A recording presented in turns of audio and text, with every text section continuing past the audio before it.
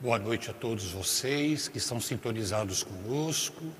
Minha saudação a todos aqueles que estão acessando esta live pela página do Facebook da Diocese de Barretos, aqui da Paróquia Nossa Senhora Aparecida, Mini Basílica, da página Papa Francisco, amigos e amigas e outras, e também aqueles que estão acessando pelo canal do YouTube. É sempre uma satisfação poder estar aqui e poder falar de Santa Teresinha do Menino Jesus, né? Nós continuamos as nossas reflexões. E ao iniciar hoje, nós vamos saudar de maneira muito especial Nossa Senhora. Hoje nós celebramos o dia de Nossa Senhora de Fátima, mas a data de hoje é uma data importante para Santa Teresinha.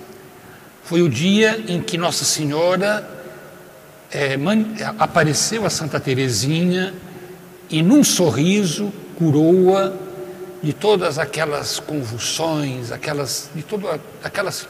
de todos aqueles sintomas que nós já falamos no encontro passado, que revelavam a sua hipersensibilidade, os seus traumas. E Nossa Senhora aparece a Santa Teresinha e com um sorriso apenas a cura por completo. Então vamos iniciar saudando Nossa Senhora, pedindo que ela sempre nos acompanhe com o seu sorriso, para que se dissipe da nossa vida todo medo, todo cansaço, para que nós possamos contar sempre com a sua materna intercessão. Em nome do Pai, e do Filho, e do Espírito Santo. Ave Maria, cheia de graça, o Senhor é convosco. Bendita sois vós entre as mulheres, e bendito é o fruto do vosso ventre, Jesus. Santa Maria, Mãe de Deus, rogai por nós, pecadores, agora e na hora de nossa morte. Amém. Nossa Senhora do Sorriso, rogai por nós. Na semana passada, nós terminamos falando da graça do Natal, do dia 25 de dezembro de 1886. Eu dizia que aquela graça foi, de fato, decisiva na vida de Santa Teresinha. Aquilo que durante 10 anos ela tentou por toda a lei superar, Deus, num instante, a transformou por completo. Eu acho que é uma página que vale a pena a gente ouvir da história de uma alma, uma página que vale a pena a gente escutar a própria Santa Teresinha relembrar. Foi no dia 25 de dezembro de 1886 que recebi a graça da minha completa conversão. Regressávamos da missa da meia-noite, em que eu tivera a felicidade de receber o Deus forte e poderoso. Ao chegar aos Bissonnet, regozijava-me por ir buscar os meus sapatos à chaminé. Aquele antigo costume causara-nos tanta alegria na nossa infância, que a Celina queria continuar a tratar-me como um bebê, já que eu era a mais nova da família. Papai gostava de ver a minha felicidade, de ouvir os meus gritos de alegria, ao tirar cada surpresa dos sapatos encantados. E a satisfação do meu rei aumentava muito a minha felicidade. Mas Jesus, querendo mostrar-me que me devia desfazer dos defeitos da infância, tirou-me também das alegrias inocentes. Permitiu que papai, fatigado da missa da meia-noite, ficasse aborrecido ao ver os meus sapatos na chaminé e dissesse essas palavras que me cortaram o coração. Enfim, ainda bem que é o último ano. Nesse momento, eu subia as escadas para ir tirar o chapéu. A Celina, conhecendo a minha sensibilidade e vendo as lágrimas brilharem-me nos olhos, teve também vontade de chorar, pois amava-me muito e compreendia o meu desgosto. Ó Teresa, disse-me ela, não desça já. Sofrerias imenso se fosses agora ver os teus sapatos. Mas a Teresa já não era a mesma. Jesus tinha lhe mudado o coração. Retendo as lágrimas, desci rapidamente as escadas e, reprimindo as palpitações do coração, peguei nos sapatos e, colocando-os diante do papai, tirei alegremente todos os objetos, mostrando-me feliz como uma rainha. O papai, tendo recuperado também o bom humor, ria-se. A Celina julgava estar a sonhar. Felizmente era uma realidade. A Teresinha tinha reencontrado a força divina, a força da alma, que perdera aos 4 anos e meio e haveria de conservá-la para sempre. Nessa noite de luz, começou o terceiro período da minha vida, o mais belo de todos, o mais repleto das graças do céu. A obra que eu não tinha podido fazer em 10 anos, Jesus consumou-a num instante, contentando-se com a minha boa vontade, que nunca me faltou. Como seus apóstolos, eu podia dizer-lhe: Senhor, pesquei toda a noite sem nada apanhar. Mais misericordioso ainda para comigo do que para com os seus discípulos, Jesus pegou ele mesmo na rede, lançou-a e retirou-a cheia de peixes. Fez de mim um pescador de almas. Fez de mim um pescador de almas. Senti um grande desejo de trabalhar pela conversão dos pecadores. Desejo que não tinha sentido tão vivamente. Senti numa palavra entrar a caridade no meu coração. Senti a necessidade de me esquecer de mim para dar alegria. E desde então eu fui feliz. Nada como essas palavras para a gente poder compreender a profundidade dessa graça, da graça da noite de Natal de 1886. Teresa escolhe as palavras. Ela se compara aos apóstolos. Ela tem alma de apóstola. Ela se compara aos apóstolos. Diz: como os apóstolos, eu tinha vontade de dizer a Jesus: Senhor, trabalhamos a noite inteira e nada apanhamos. Ela vai dizer: foi uma noite de luz.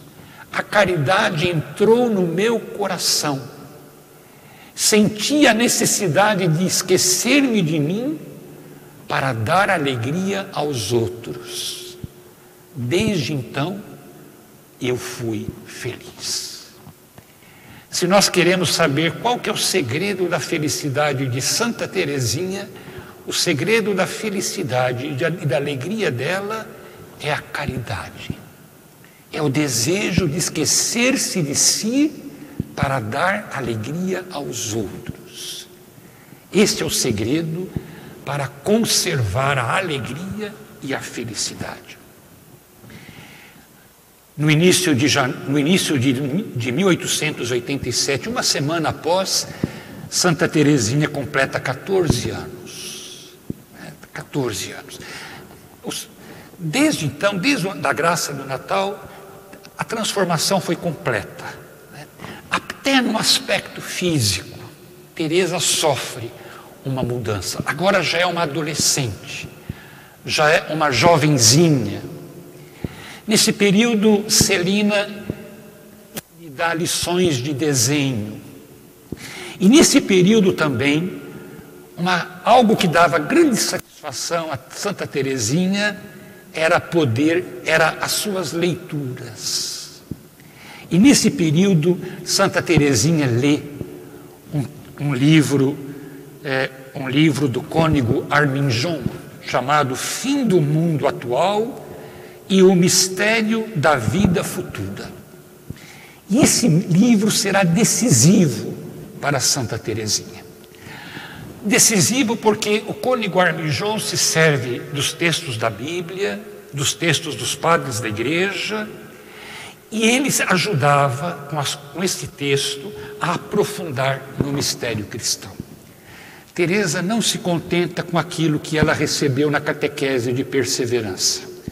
Aquele livro completa aquilo que lhe faltava. Aquele livro satisfazia o seu desejo de conhecer a fundo a fé. Como hoje, quantos livros nós temos aí à disposição nossa? Temos aí quantos livros, o próprio Catecismo da Igreja Católica, textos, a Fé Explicada de Léo XIII e outros textos mais, que nos ajudam a aprofundar na nossa fé, a conhecer a fundo a nossa fé. Teresa, nesse período, vai discernindo a sua vocação ao Carmelo. Em maio deste ano, justamente na festa de Pentecostes, Teresa está com o pai no quintal da casa e ela se enche de coragem para dizer ao pai do seu desejo de entrar no Carmelo. Não nos esqueçamos que Luiz Martin já tinha 2 filhas no Carmelo. Já tinha Paulina e já tinha Maria, agora seria a 3ª filha.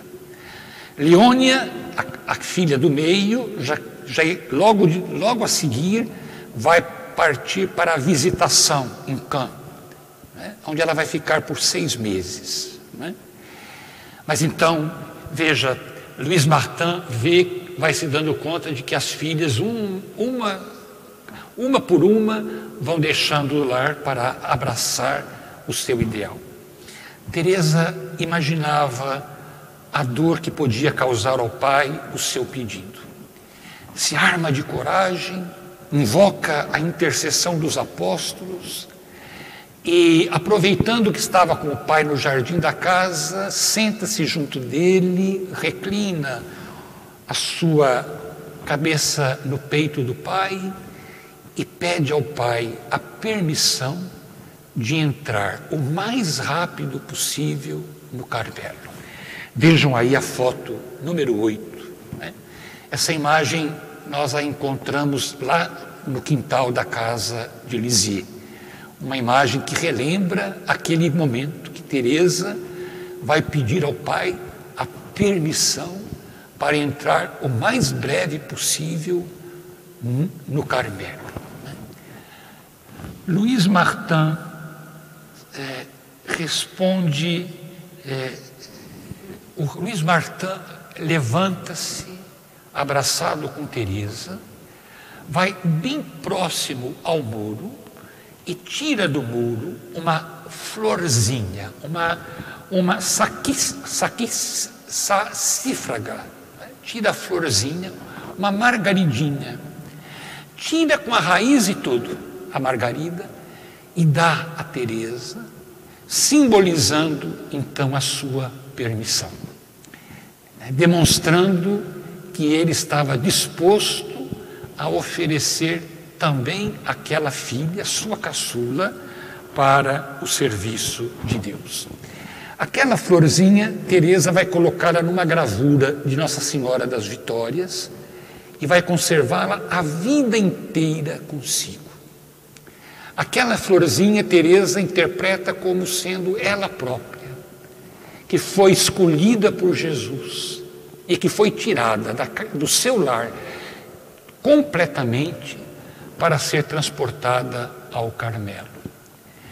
Quando Teresa escreve os manuscritos, sobretudo o primeiro manuscrito que ela dirige a Paulina, que na época era a priora do Carmelo, isso em 1895, ela coloca como título do manuscrito: História primaveril de uma florzinha branca escrita por ela própria e dedicada à reverenda Madre Inês de Jesus.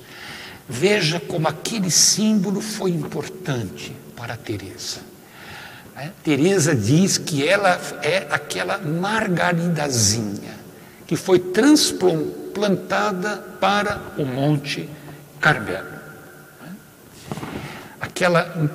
Era aquela margarida que foi tirada pelo Pai como sinal da sua permissão para entrar no Carmelo.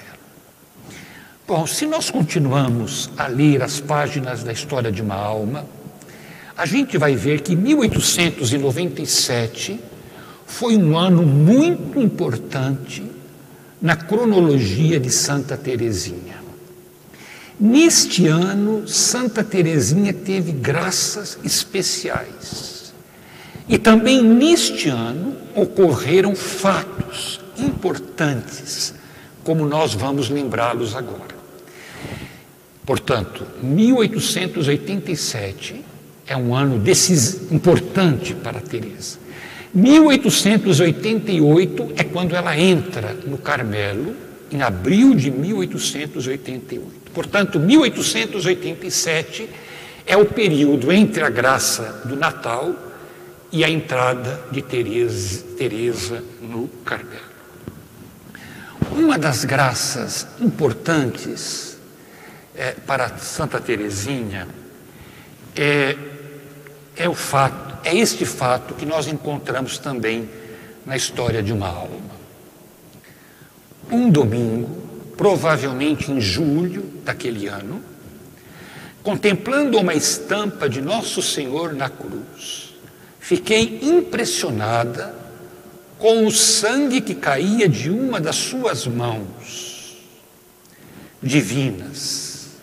Podemos colocar a foto número 1, que é a imagem do crucificado que Santa Teresinha vê deslizar do missal. Ela está na igreja, está participando da missa, e ela tinha essa imagem dentro do missal. E acontece que essa imagem desliza do missal. E no deslizar do missal, Teresa faz uma experiência de uma graça particular para ela. Contemplando uma estampa de Nosso Senhor Jesus na cruz, fiquei impressionada com o sangue que caía de uma das suas mãos. Senti uma enorme pena ao pensar que esse sangue caía na terra, sem que ninguém se apressasse a recolhê-lo. E resolvi manter-me em espírito ao pé da cruz. De Pranzini é a morte na guilhotina, era a morte usada naquela época. Certamente Santa Teresinha acabou ouvindo isso na conversa do pai em casa. Ela ia com frequência à farmácia do tio, certamente na farmácia ficou sabendo dessa execução, e Santa Teresinha diz: eu vou salvar esse criminoso, eu vou salvar esse criminoso. E Santa Teresinha começa a rezar assiduamente, pedindo assiduamente por aquele criminoso. Ela quer salvar Pranzini a todo custo. Mais ainda, ela tem certeza de que Pranzini haveria de se salvar. Acontece que Pranzini, até o último momento, negou o crime.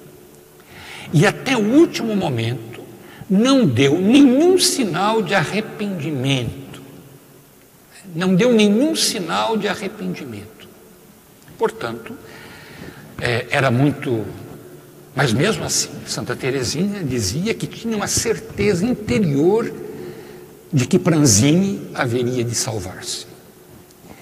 E aí então acontece, quando ela toma o jornal no dia 1º de setembro, no dia seguinte, às escondidas do pai, porque o pai proibia as crianças, as filhas, de lerem jornal, Teresa, passando pela sala, vê que o jornal está em cima do sofá, né? E Teresa, então, arteiramente, vai tomar o jornal e vai ler no jornal que no momento da morte estava ali acompanhando Pranzini, um padre com o crucifixo. No momento final, Pranzini tomou o crucifixo da mão do padre, beijou 2 vezes, devolveu ao padre e inclinou a cabeça para ser decapitado. Teresa fica extremamente emocionada.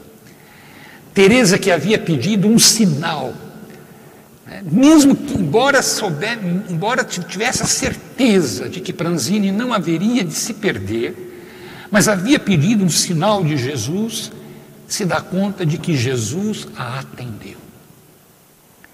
E todas as vezes que Teresa se refere a Pranzini, Teresa se refere como seu primeiro filho, o seu primeiro filho, né? Henri Pranzini. Né? Teresa, então, se esconde para chorar de alegria. Né? Obteve, de fato, o sinal esperado. Teresa vê neste sinal uma prova de que Deus a quer no Carmelo, para ser esposa, para ser carmelita, esposa e mãe. Porque para ela, a vida consagrada é uma vida fecunda. Para ela, a vida consagrada não é uma vida estéril, mas existe uma fecundidade espiritual. Aquelas que se consagram a Cristo geram pela sua oração e pela sua consagração, geram novos filhos para Deus. Existe uma maternidade espiritual. Papa Bento, agora Papa Francisco, quando se refere às religiosas, fala muito disso. A religiosa que exerce a sua maternidade espiritual. Eu dizia que 1887 é um ano muito especial para Santa Teresinha. Em casa estão apenas ela e Celina. E nesse período, muitas vezes, elas vão até o mirante, a parte alta da casa, onde tem uma janela que dá para ver a cidade um pouco à distância, na época. Elas vão ao mirante para poder conversar a respeito da vida, das suas intuições, das suas experiências, da sua vida interior, da sua vida de fé, né? Ficam ali às vezes horas conversando sobre a vida, sobre as experiências que elas possuem, né? E ela se compara inclusive a Santo Agostinho e Santa Mônica, que ficavam também às vezes horas, longas horas, conversando a respeito da vida deles, das experiências que tinham com Deus, ficavam animando-se um ao outro. Né?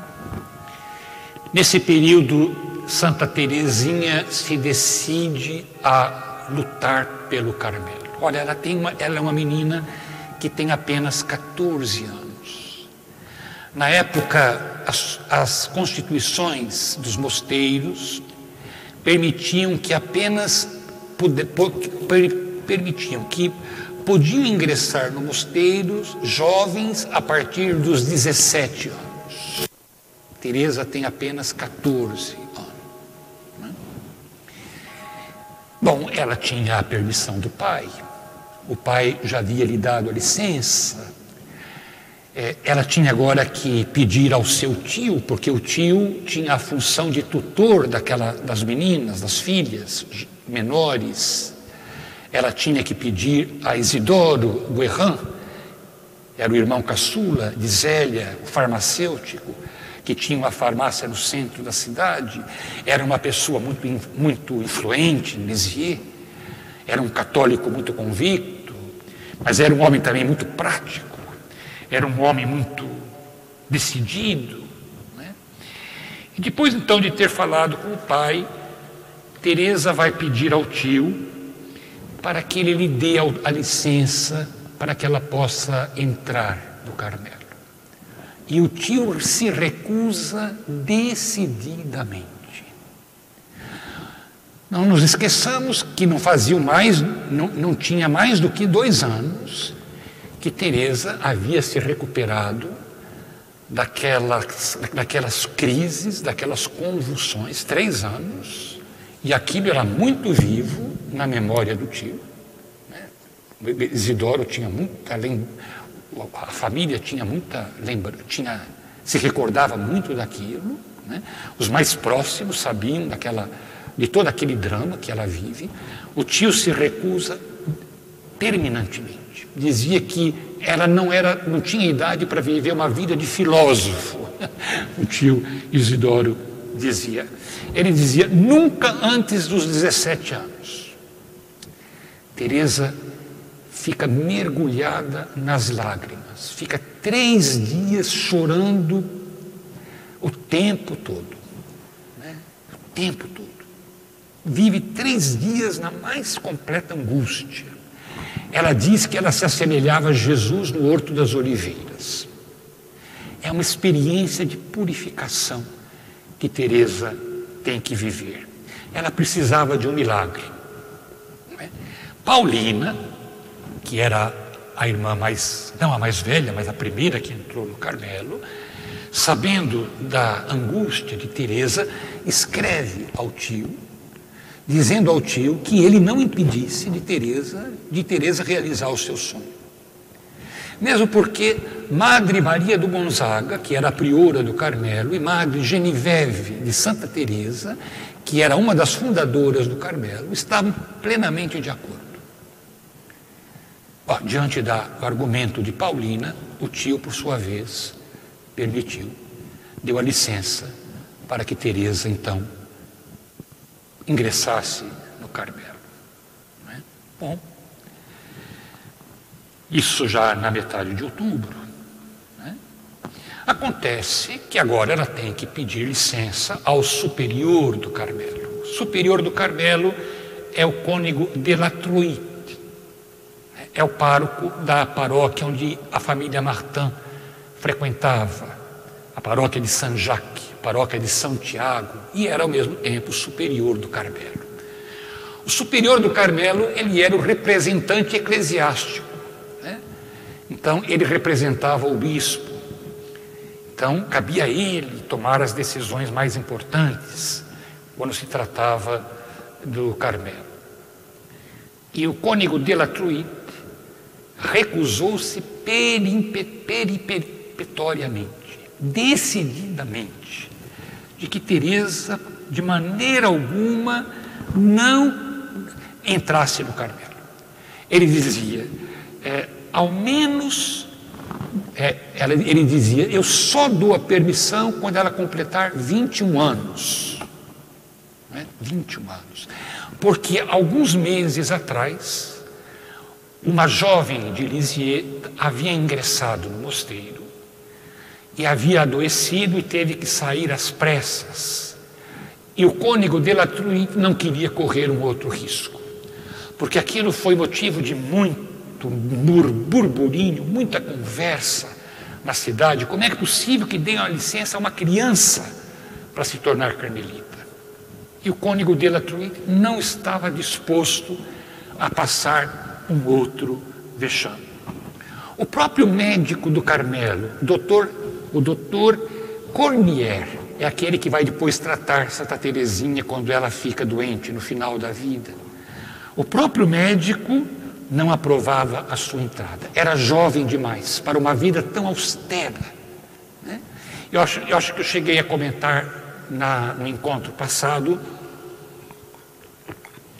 que entrar no Carmelo era morrer, né? Não havia mais contato com os de fora. Saía apenas no dia da vestição do hábito, ficava 1 ou 2 horas com a família, depois entrava de novo para a clausura e nunca mais se via. Né? Além da grade havia um véu, né? Então, quem as visitava dificilmente conseguia vê-las, né? Bom, acontece então que o superior do Carmelo, o médico do Carmelo, não concordam absolutamente com a entrada dela. A única possibilidade seria dela procurar o bispo da diocese, Monsenhor Hugonin, né? Que morava em Bayeux. A diocese é Bayeux-Lisieux. Bayeux fica a uns 40, 50 quilômetros de Lisieux. Então, a única possibilidade era procurar o bispo para que o bispo autorizasse a entrada de Santa Teresinha no Carmelo. O pai, então, entra em contato com a cúria de Bayeux e marca uma audiência no dia 31 de outubro. Né? E aí vai ele e vai Teresa, vão os dois, né?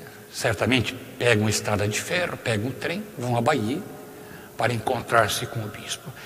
O encontro com o bispo estava marcado no início da tarde, entre 2h30, 3 horas. Eles chegam em Bayeux de manhã, né? Chegam, já vão direto à catedral. É um dia que chove muito em Bayeux, né? Santa Teresinha, quando vai descrevendo a vida dela, ela presta muita atenção ao fenômeno da natureza. Por exemplo, quando ela fala da profissão dela, ela fala que naquela manhã, ou melhor, quando ela recebe o hábito, dia 10 de janeiro, ela diz que havia pedido a Jesus que fizesse nevar naquele dia. Janeiro é muito frio, dizia. E até no dia anterior não havia previsão de neve. E quando amanheceu o dia 10 de janeiro, ela abre a porta, a janela, e o claustro está coberto de neve. Então ela presta muita atenção aos fenômenos da natureza. Quando eles chegam a Bayeux, está chovendo torrencialmente. Se ela nota isso, ela está dizendo para nós que isso era um mau presságio para ela, né? Sinal de que não ia ter tanto êxito aquilo que o pai se propunha a fazer. Chegam a Bayeux e vão diretamente para a catedral. Teresa vai com um vestido branco, né? A sombrinha é branca, tem um chapéu branco. E quando eles entram na catedral de Bayeux, estava tendo a missa de corpo presente de uma senhora ali da cidade, muito conhecida, e todas as pessoas que estavam na igreja vestidas de preto, né? Então entra Teresinha toda de branco. A gente pode imaginar o constrangimento de Santa Teresinha, que era bastante tímida, né? Quando todo mundo se volta para ver aquela criatura que está toda de branco, quase como uma noiva, né? Entrando na igreja, né? Bom, Teresa, quando se prepara para Bayeux, ela faz um novo penteado, né? Portanto, ela tinha que demonstrar ao bispo que ela não era uma garotinha, que ela já era uma jovem. Então, Teresa prepara um penteado. Geralmente, nós vemos as fotografias de Santa Teresinha e ela tem os cabelos soltos, né? E nessa foto, Teresinha ela faz um coque no cabelo. Acho que as fotos não estão saindo, né? Estão saindo? É a número 6, né? A foto, olha lá, ela faz um coque, né? Para parecer ao bispo que ela não é uma jovenzinha. Então vamos fazer uma retrocessão, vamos retroceder um pouquinho, mostrar a foto número 2, é a foto de Pranzini. Olha, Pranzini, a cabeça de Pranzini, ele foi degolado na prisão em Paris. A número 3 é o bispo, Monsenhor Hugonin, né? Monsenhor Hugonin. Esse que recebe ela na cúria. A número 4 é Monsenhor Reveroni, que é o vigário-geral da diocese. Esse Monsenhor Reveroni é muito importante. Ele vai acompanhar a família, a Luiz Martin, Teresa e Celina, numa peregrinação a Roma. Nós já vamos falar logo disso. Portanto, Teresa vai para essa audiência com o bispo, e o bispo, por sua vez, diz a ela que acha que ela deveria esperar. O bispo diz: olha, você já tem 2 irmãs no Carmelo, talvez seria melhor ter um pouquinho de prudência, não é? Pensando que fosse agradar o pai, e o pai, por sua vez, começa a dizer que está a favor da decisão de Teresa e que está apoiando a entrada dela para o Carmelo. Naquele final de mês, ou melhor, no início de mês de novembro, estava prevista uma peregrinação a Roma, uma peregrinação organizada pela diocese de Coutances e Bayeux. Eram as 2 dioceses que estavam organizando aquela peregrinação para homenagear o Papa Leão XIII, que estava comemorando 50 anos de vida sacerdotal. Então, a excursão, a peregrinação estava prevista para o dia 7 de novembro, portanto, 6 dias depois, e deveria terminar no dia 2 de dezembro. Nessa peregrinação havia 197 participantes, peregrinos.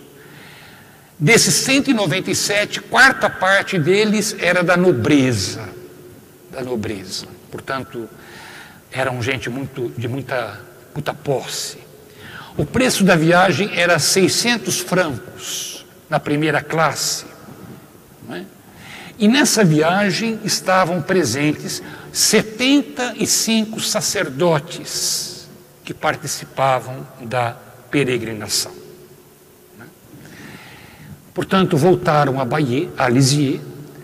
Luiz Martin se decide a participar da peregrinação, porque se uma vez que o bispo não aceitou, está prevista uma audiência com o Papa, quem sabe o Papa concorde com a entrada de no Carmelo aos 15 anos.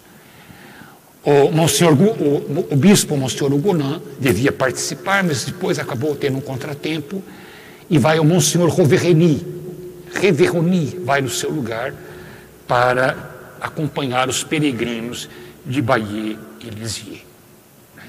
Portanto, esse é o primeiro contato que Teresa tem com o mundo.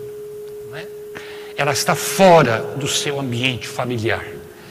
Ela está fora das 4 paredes da sua casa. Teresa agora já está em contato com pessoas desconhecidas. Teresa convive com pessoas que vivem no luxo, pessoas da nobreza. E ela, quando descreve isso, quando fala disso, ela diz que a verdadeira grandeza se encontra na alma e não no nome. Nessa peregrinação também se combinavam os casamentos. Havia muitos jovens. Teresa é também cotejada por alguns jovens, ela e Celina. Então é uma experiência extraordinariamente inédita na vida dela. Mas o que marcou nessa peregrinação foi a convivência dela com os sacerdotes. Foi a convivência dela com os sacerdotes. Vamos ouvir Teresa. A segunda experiência que fiz diz respeito aos sacerdotes. Não tendo vivido nunca na sua intimidade, vocês se recordam que quando ela vai fazer a primeira confissão, Paulina diz para ela que o padre é Jesus. Em casa, geralmente, quando falam dos padres, dizem que os padres são anjos. Não tendo vivido nunca na sua intimidade, não podia compreender a finalidade principal da reforma do Carmelo. Encantava-me rezar pelos pecadores, mas pelas almas dos sacerdotes que eu julgava mais puras do que o cristal, parecia-me algo estranho. Compreendi minha vocação na Itália.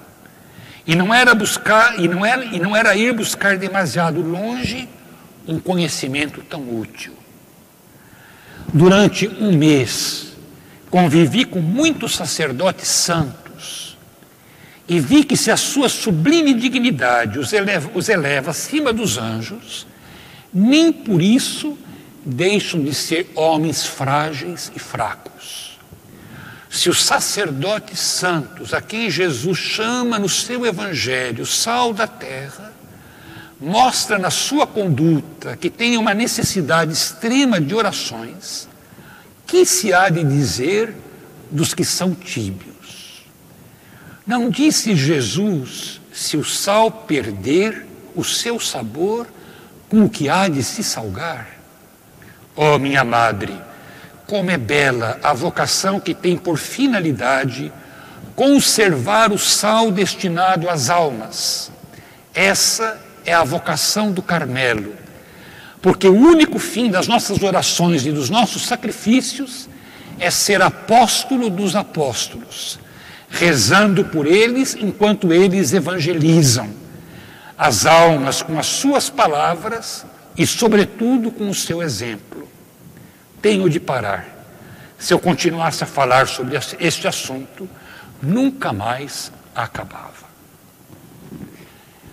Teresa descobre nesta viagem uma nova dimensão da sua vocação, que será de rezar pelos sacerdotes. Essa será a paixão de Teresa. Paixão de Teresa. O que terá impressionado Santa Teresinha a ponto de levá-la a decidir-se a rezar pelos sacerdotes? A gente poderia dizer que talvez a falta de piedade deles nas celebrações que ela participava. Mas também a gente pode dizer que muitos deles passavam horas nas mesas de jogo. E muitos deles eram muito exigentes na hora das refeições. Isso certamente impressionou Santa Teresinha, que imaginava que os padres seriam iguais a anjos e nunca pensava que eles eram homens tão frágeis e tão fracos, tão necessitados da oração da Igreja.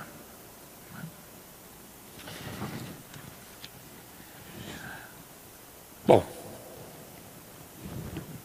Luís com as filhas vão para Lisieux no início de novembro, ficam hospedados perto do santuário de Nossa Senhora das Vitórias, visitam diversos lugares em Paris antes de embarcarem para a Itália. Entre esses lugares vão à igreja de Nossa Senhora das Vitórias, aquela a quem Luís Martin havia encomendado 10 missas para obter a cura da sua filha. E quando eles estão na igreja, Santa Teresinha tem uma graça especial.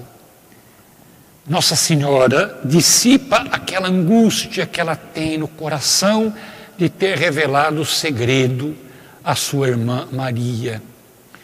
Nossa Senhora confirma que de fato foi ela que a curou, porque Teresa também pensava que talvez todo aquele sofrimento tivesse sido criado por ela.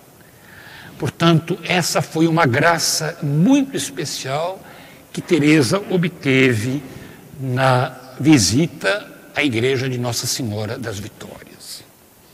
Bom, nós não vamos entrar em detalhes da peregrinação. Eles visitam diversos lugares, eles vão a Milão, eles vão a Bolonha, Eles vão a Veneza, né, e chegam a Roma dia 15 de novembro. E a audiência com o Papa ficou marcada para o dia 20 de novembro de 1887. Eles têm alguns dias, então eles visitam diversos lugares. Eles vão ao Coliseu, eles vão às catacumbas de São Calixto, eles vão passear pela Via Ápia, vários lugares muito turísticos, famosos em Roma. E chega então o dia 20 de novembro. Quando Teresa se despediu de Paulina para a viagem, Teresa disse a Paulina: será que eu devo ou não devo de pedir ao Papa autorização para entrar no Carmelo? E Paulina diz: não peça, não peça. Mas essa viagem foi muito interessante porque houve muita correspondência deles com o Carmelo, com a família Guerrin. Só Teresa escreveu 10 cartas ao Carmelo. E numa das respostas, Paulina diz a ela que tendo conversado com Madre Maria do Gonzaga e Madre Genoveva, elas disseram que ela devia pedir ao Papa autorização para entrar no Carmelo. Bom, quando chegaram ao Vaticano, então há todo um protocolo. Então foi dito que a visita seria rápida, que não se podia falar com o Papa, que primeiro deveriam entrar as mulheres, depois os padres e, por último, os cavalheiros. Então, Teresa estava no primeiro grupo. Quando ela entra na sala, está o Papa sentado, é um homem já com quase 90 anos, o Papa Leão XIII. Quando ela vai comentar, ela diz assim que ela tinha a sensação de que o Papa estava morto. Que o Papa estava morto, né? Era um homem já muito envelhecido. Bom, quando ela entra na sala, ela olha, vê o Papa sentado, muito acabado, né? E ao lado do Papa, o Monsenhor Reveroni, que era que estava acompanhando a peregrinação. Então era o Monsenhor Reveroni que estava dizendo, apresentando as pessoas, né, para o Papa. Então ela disse que ela ficou naquele dilema: falo ou não falo? Afinal de contas, já tinham sido orientadas para que eles não falassem, não dirigissem a palavra ao Papa. Né?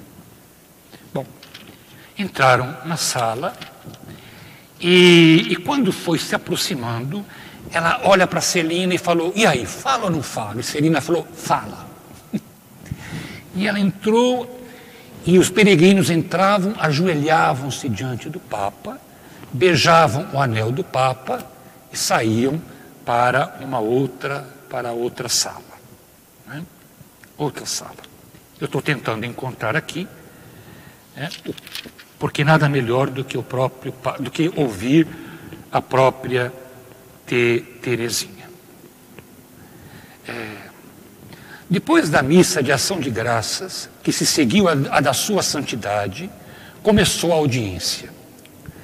Leão XIII estava sentado num cadeirão. Estava vestido simplesmente com sua sotaina branca e com uma mursa da mesma cor. E na cabeça tinha apenas um pequeno solidéu. À volta dele estavam os cardeais, arcebispos, bispos, mas só os via em geral, pois estava concentrada no Santo Padre. Passávamos diante dele em procissão. Cada peregrino ajoelhava-se ao chegar a sua vez, beijava o pé e a mão de Leão XIII, recebia sua bênção, e 2 guardas nobres tocavam-lhe por cerimônia, indicando-lhe com isso que deviam levantar-se ao peregrino, pois explicam-me tão mal que se poderia pensar que era o Papa. Antes de entrar no apartamento pontifício, estava bem resolvida a falar, mas sentia coragem esmorecer ao ver à direita do Santo Padre o senhor Padre Reveroni. Quase no mesmo instante disseram-nos da sua parte que proibia que se falasse. a Leão XIII, pois a audiência prolongar-se-ia demasiado. Voltei-me para minha querida Celina para saber a opinião dela. Fala, disse-me. Um instante depois, estava aos pés do Santo Padre. Tendo-lhe beijado o sapato, ele estendeu-me a mão. Mas em vez de a beijar, juntei as minhas e exclamei: Santíssimo Padre, tenho uma grande graça a pedir-vos. Então o soberano pontífice inclinou a cabeça para mim, de maneira que a minha cara tocava na sua, e vi fixarem-se em mim os seus olhos negros e profundos. Imagina você cara a cara com o Papa Francisco, parecendo penetrar-me até o íntimo da alma. Santíssimo Padre, disse-lhe, em honra do vosso jubileu, permiti-me entrar para o Carmelo aos 15 anos. A emoção tinha, sem dúvida, feito tremer a minha voz. E por isso, voltando-se para o padre Reveroni, que olhava para mim com surpresa e descontentamento, o Santo Padre disse: não compreendo muito bem. Se Deus tivesse permitido, teria sido fácil ao senhor padre Reveroni obter o que eu desejava, mas era a cruz, e não a consolação que ele queria me dar. Santíssimo Padre, respondeu o vigário-geral, é uma criança que deseja entrar no Carmelo com os seus 15 anos, mas os superiores neste momento estão a examinar o assunto. Pois bem, minha filha, retomou o Santo Padre, olhando-me com bondade, faça o que os superiores lhe disserem. Apoiando então as minhas mãos aos seus joelhos, tentei um último esforço e disse com voz suplicante: ó Santíssimo Padre, se vós dissesses que sim, todo mundo concordaria. Olhou-me fixamente e pronunciou estas palavras, acentuando cada sílaba: vamos, vamos, se Deus quiser, entrará. A sua inflexão de voz tinha qualquer coisa tão penetrante e tão convicta que me parece estar ainda a ouvi-lo. Encorajada pela bondade do Santo Padre, queria ainda falar, mas os dois guardas nobres tocaram-me delicadamente para me mandarem levantar. Vendo que não era suficiente, pegaram-me pelos braços e o padre Reveroni ajudou-os a erguerem-me, pois eu permanecia com as mãos juntas apoiadas nos joelhos de Leão XIII, e foi com força que me arrancaram dos seus pés. No momento em que assim era levada, o Santo Padre pôs a mão nos meus lábios, levantou-a para me abençoar. Então os meus olhos encheram-se de lágrimas e o padre Reveroni pôde contemplar pelo menos tantos diamantes como tinham visto em Bayeux. Bom, a gente pode imaginar a ousadia de Teresa, quando quebra o protocolo, praticamente se aposta do joelho do Papa, não troca só uma palavra, mas faz o pedido para ele, o seu pedido, insiste com ele. Nós podemos imaginar a ousadia de Teresa.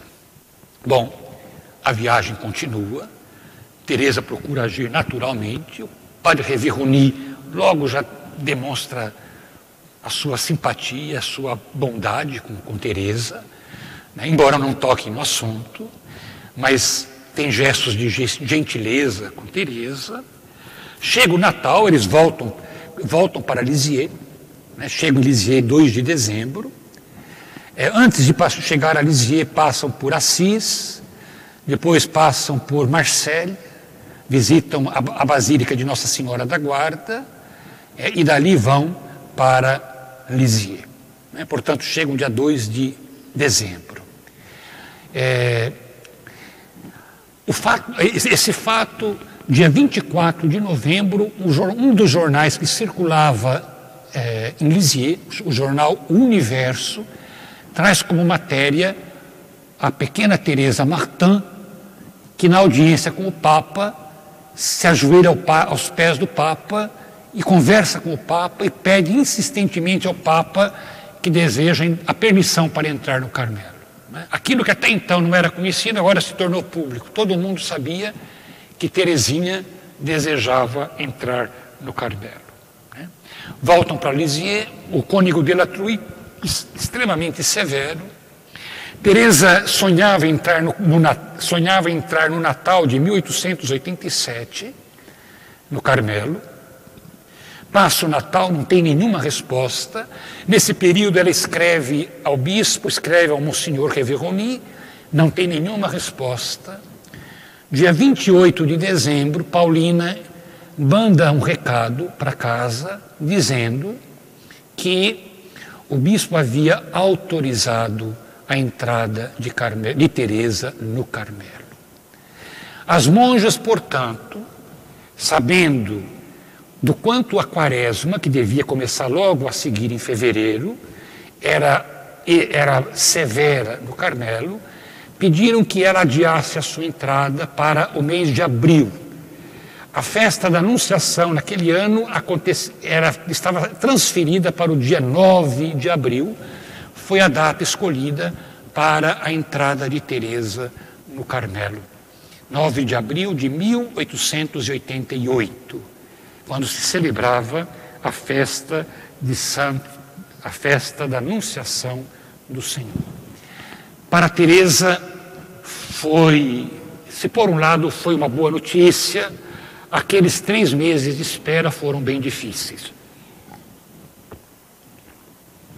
Aplicou-se, no entanto, a preparar-se nas pequenas coisas, nas mortificações da sua vontade, prestando pequenos serviços, sem querer nada em troca. Com a prática desses nadas, me preparei para ser a noiva de Jesus. E nós, então, encerramos a nossa reflexão desta noite. Como vocês viram, 1887, o ano entre a graça do Natal e a entrada de Teresa no Carmelo, foi um ano muito importante, onde ela recebeu grandes graças e, ao mesmo tempo, houve acontecimentos decisivos na sua vida. Né? Se quiserem colocar a foto 5, a foto 5 é o altar de Nossa Senhora das Vitórias, em Paris. Né? A foto 7 é a Catedral de Bayeux. Né? A foto 9 é a sala de estar e a entrada do salão da audiência com o bispo, em Bayeux. Né? Então, essas fotos são interessantes, porque nos permitem de conhecer um pouco o ambiente no tempo de Santa Teresinha. Me estendi um pouco mais. Vamos agradecer a Deus pelo nosso encontro e pedir a sua bênção.